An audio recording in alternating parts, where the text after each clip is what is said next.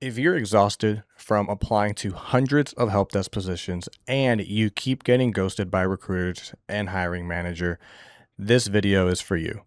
I'm going to walk you through the 3 stages of landing a competitive help desk offer, and none of what I'm about to teach you today has to do with your technical skills, which means you can start applying all of these changes by the end of this video. I went from help desk to cybersecurity, and I tripled my salary in just 4 years.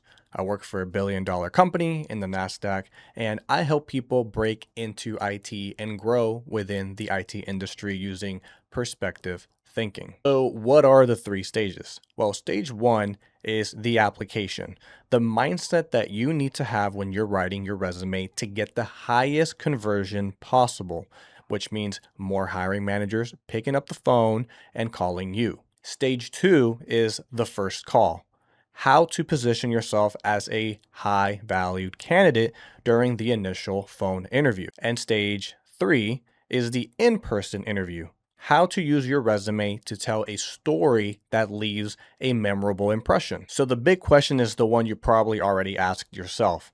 How do I stand out from 400 people that are applying to the same job that I want? And more specifically, how do I make my resume stand out from theirs? Most people treat a resume as a list of things that they can do and a way to show off their skills. But that's the wrong way of looking at it. A hiring manager isn't looking for someone impressive. They're looking for someone who can solve a specific problem in their team. So here's the shift worth making. You're not writing to show off your skills. You're writing to show your value to someone else who needs them. So what does that actually look like on paper? It comes down to being specific. Most applicants describe themselves very generic, which is exactly why they blend in together, and a specific resume written for the manager's need is what's going to get that call back. So let me show you the difference. Here's how most people describe their experience. Provide technical support to end users and resolve IT issues. It's accurate, but it's invisible. It's saying nothing. A hiring manager cannot evaluate it, and it reads almost identically to every other resume on the stack. Now, let's compare it to a specific version. Administrated over 150 users across Microsoft 365 and Active Directory, including account creation, password reset, MFA enrollment, and license management. This one line does 3 things the first one cannot. It demonstrates that you worked with the exact tools a help desk team relies on. It survives the automated resume screening, which filters heavily for specific relevant terms, and it gives the hiring manager something concrete to ask you about, which, as you'll see, is exactly what you want. And this isn't a style preference, it's how you get past the filters. Around 83% of companies now screen resumes with AI before a human ever reads them. And being specific and having tailored application helps you reach that final stage that you're looking for over writing a generic resume. The reason to be specific is that you genuinely done the work, so you can describe it precisely and defend it in an interview. It only works if it's actually true. So if you're new to IT and you're still learning, you're probably asking yourself, what are the specific skills hiring managers actually need? Let me run you through this because it really does matter for stage 2. So which specific skills carry the most weight for a help desk role? There are 5 worth prioritizing. First, Active Directory, which is the backbone of user and access management in most organizations.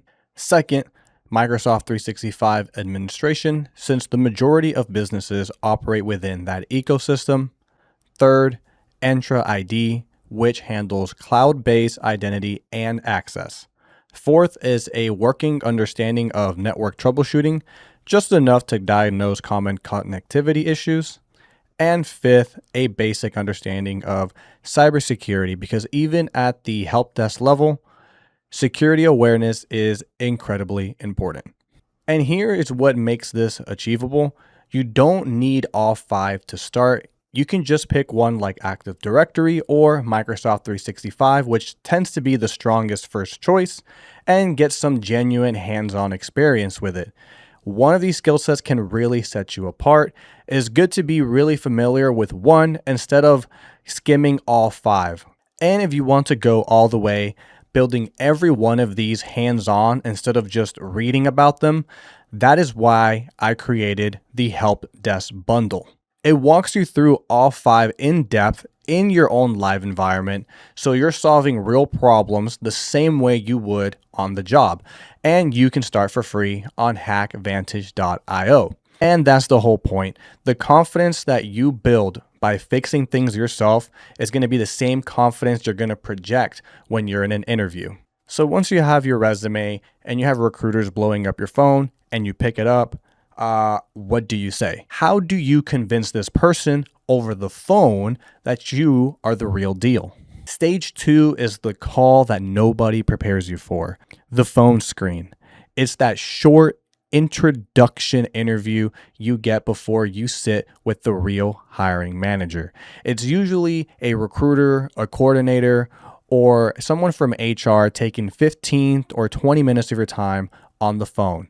And this is where most people quietly get eliminated. You get the call, they ask you a couple of questions, you answer them honestly and accurately, and then nobody ever calls you back. No feedback, no rejection email, just silence. So here's the question worth sitting with. If you hit every checkbox in your resume and your answers were all correct, why did you still get ghosted? That call isn't really testing whether you can do the job. Your resume has already implied that. That is why they called you in the first place. It's testing two things that are like a little bit quieter. Rather, they want to work with you and whether you actually care about this role or is this just a paycheck. Most people fail it without recognizing it because they treat it like a checklist, answering, just proving that you're qualified enough for the next stage. But qualified isn't what's going to get you remembered. Interest is. And that's kind of like where we start thinking about perspective thinking again. The call is not really about your need, it's about their needs. So let's try flipping it instead.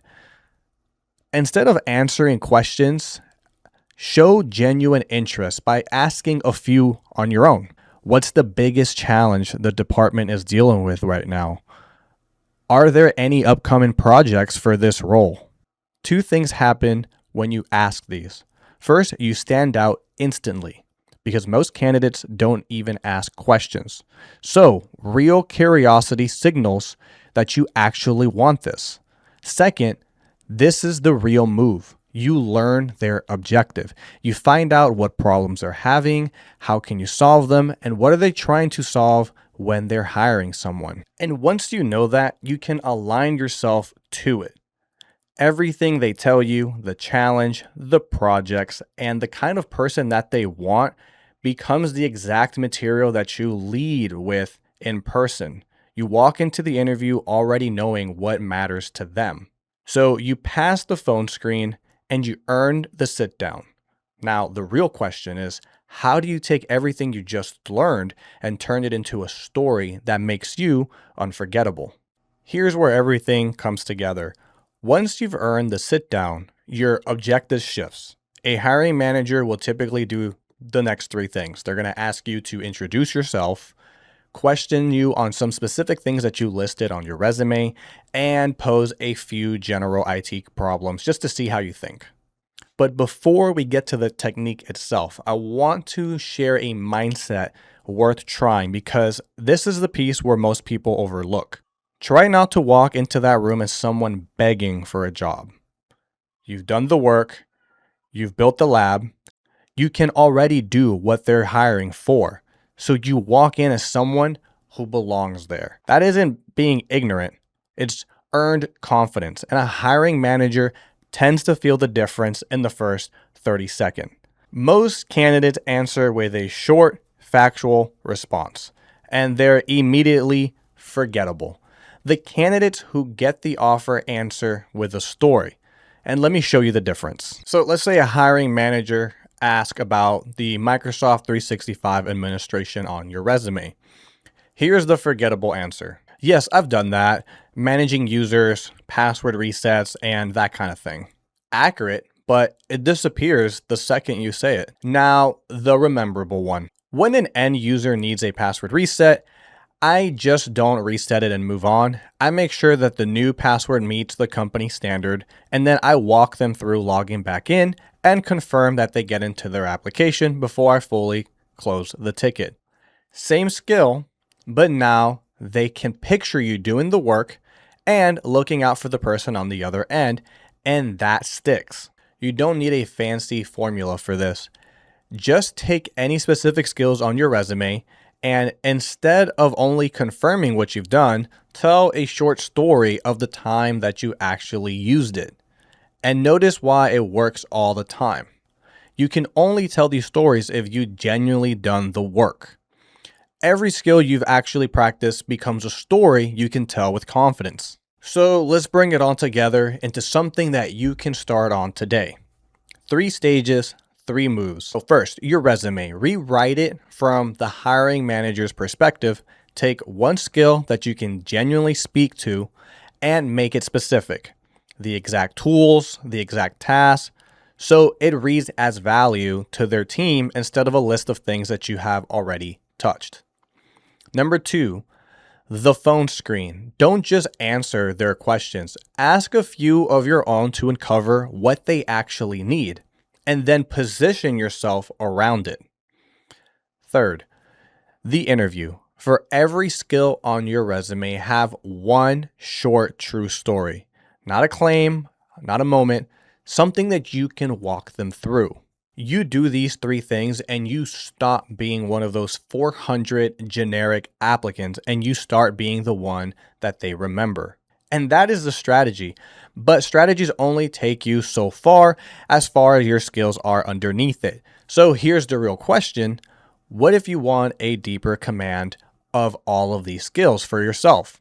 Enough that when you walk into the room, you're not hoping you're good enough, but you know your worth.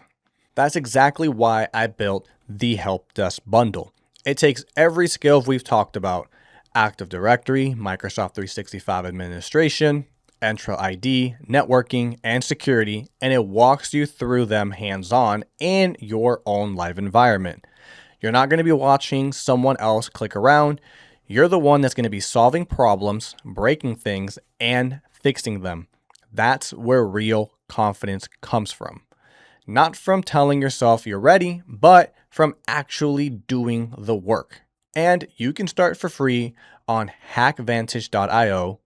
I encourage you to create a free account, get your hands on these tools, and see them for yourself. And then when you're ready to go a little bit deeper, you'll know if it's the right path for you. Because the goal is never to just get the interview. The goal is to walk in there knowing your worth, knowing that you actually have the skills and you're confident in yourself that you're able to do this role with no problems. That's the real difference here. That is what we're aiming for. I hope you get the job that you're looking for, and I hope I see you on the next one with more tips on how to enter the IT world.